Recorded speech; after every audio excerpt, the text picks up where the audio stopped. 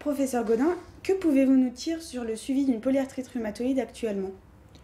Actuellement, le suivi d'une polyarthrite rhumatoïde fait appel à des données qui sont à la fois cliniques, biologiques et radiologiques structurales. La place de l'échographie n'est pas encore parfaitement définie aujourd'hui, mais il est probable que dans les mois ou les années qui viennent, cette échographie prenne de plus en plus de place dans le diagnostic d'une part, mais également dans le suivi d'une polyarthrite rhumatoïde. Nous pouvons nous poser la question du score qui doit être utilisé pour le suivi d'une polyarthrite rhumatoïde.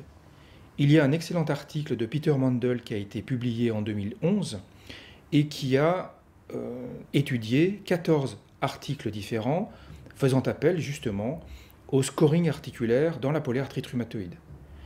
Après cette étude, 2 scores sont valides. Ce sont des scores qui sont réduits à un nombre limité d'articulations.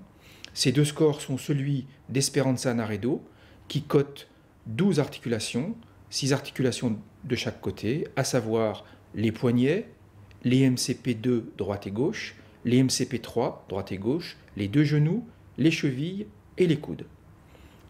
Il y a également le score publié par Marina Backhaus qui étudie 7 articulations du côté dominant. Ces articulations sont le poignet, les MCP2 et 3, les IPP2 et 3 et les MTP2 et 5.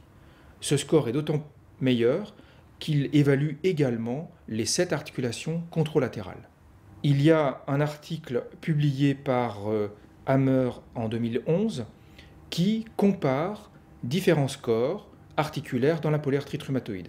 Ces différents scores sont celui de Marina Backhaus, cotant 7 articulations différentes, celui d'Esperanza Naredo, cotant 12 articulations, le score échographique équivalent au DAS28, le score échographique équivalent au DAS44, et enfin le score échographique évaluant 78 articulations.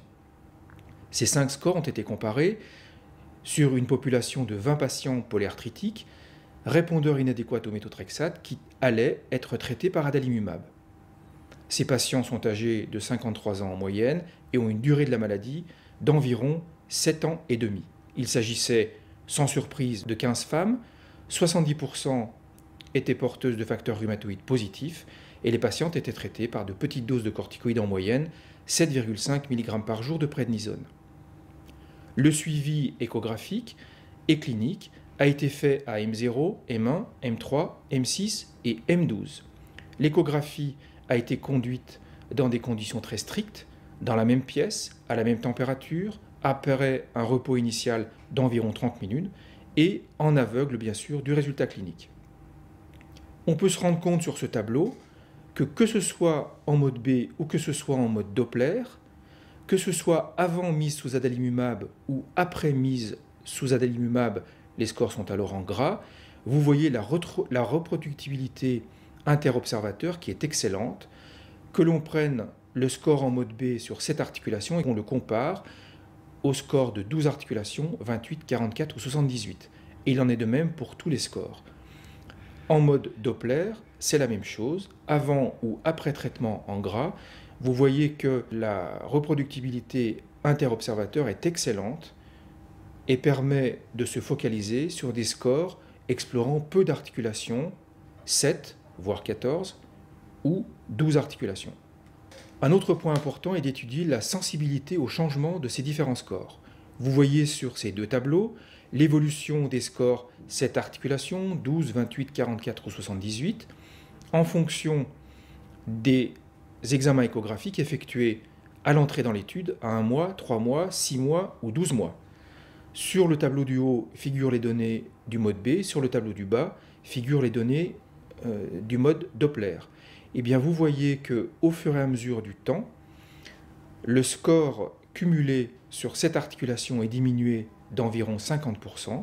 Il en est de même pour le score 12, 28, 44 ou 78 articulations. Et en ce qui concerne sur le tableau du bas l'évolution du score en mode Doppler, ce score est divisé par 3 entre l'examen échographique effectué à l'entrée dans l'étude et l'examen échographique effectué à 12 mois. Tous ces scores sont donc parfaitement sensibles au changement et peuvent être utilisés